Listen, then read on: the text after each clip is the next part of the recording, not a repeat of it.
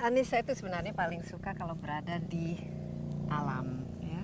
Bukan saja karena udara segar, tapi saya merasa bahwa alam itu memiliki kecerdasan, kecerdasan alami istilahnya. Ada satu kata tadi yang membuat saya itu tertarik untuk membahas lebih lanjut, itu adalah kecerdasan. Tadi yang mungkin orang tua Anis juga mengajarkannya, misalnya ya tidak perlu nilai-nilai yang bagus saja, tapi harus memiliki nilai sosial dan lain sebagainya. Nah, kalau sekarang kita ingin memperbaiki sistem pendidikan kita, masalah seperti ya integritas, ya bagaimana anak-anak di Korea atau Jepang misalnya mendapatkan pendidikan supaya mereka memiliki semangat berjuang, semangat tidak menyerah, semangat kompetitif. Ini kira-kira apa yang masih bisa diperbaiki khusus dari yang sifatnya tuh non angka, non hasil ujian? Betul. Yang sifatnya begitu itu seringkali seperti karakter, kemudian sikap yang tangguh, itu semua diajarkan lewat praktek dan lewat yang paling fundamental, keteladanan.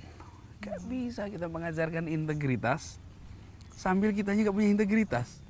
Kenapa kita Indonesia mengajar pilihnya guru? Karena supaya dia jadi role model, dia hadir sebagai contoh. Semua orang bilang, saya ingin anak saya seperti dia. Oke. Bahkan anak-anaknya, saya ingin seperti dia. Nah, itu yang membuat kita kemudian mau meniru dan hadirkan orang-orang berkarakter jadi pendidik. Tapi Andi sendiri melihat bahwa sekolah-sekolah sekarang itu sudah mulai misalnya memasukkan hal-hal yang sifatnya ya ethics lah ke dalam mata pelajaran ataupun pendidikan yang diberikan kepada anak-anak. Ini character building. Proses sekarang sudah mulai, kesadaran itu ada.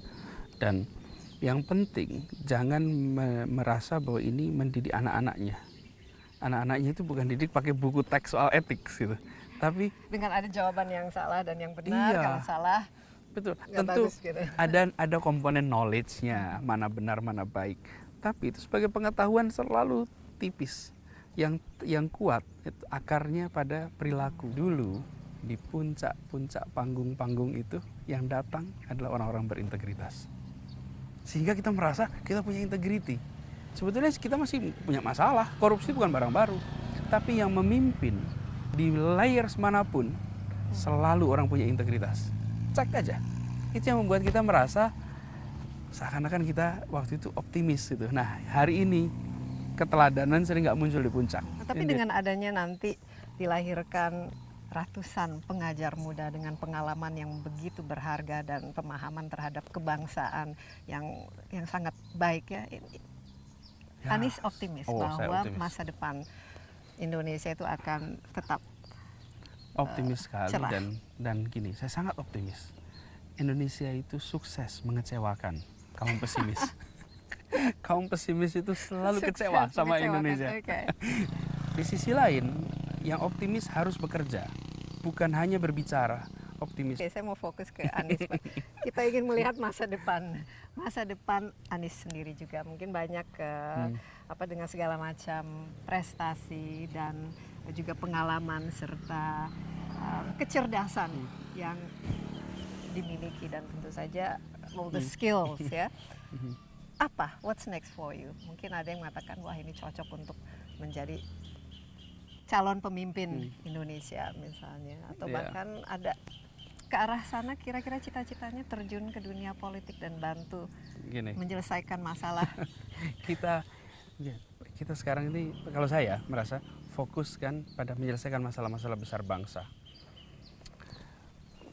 Posisi-posisi formal itu akan datang dan pergi.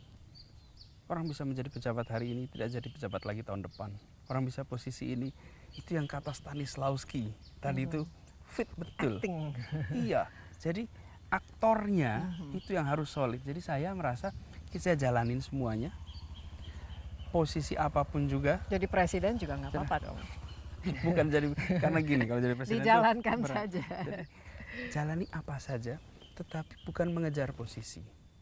Saya pernah waktu ditugaskan di Paramadina, saya katakan, I did not fight to get this job, but I will fight to do the job.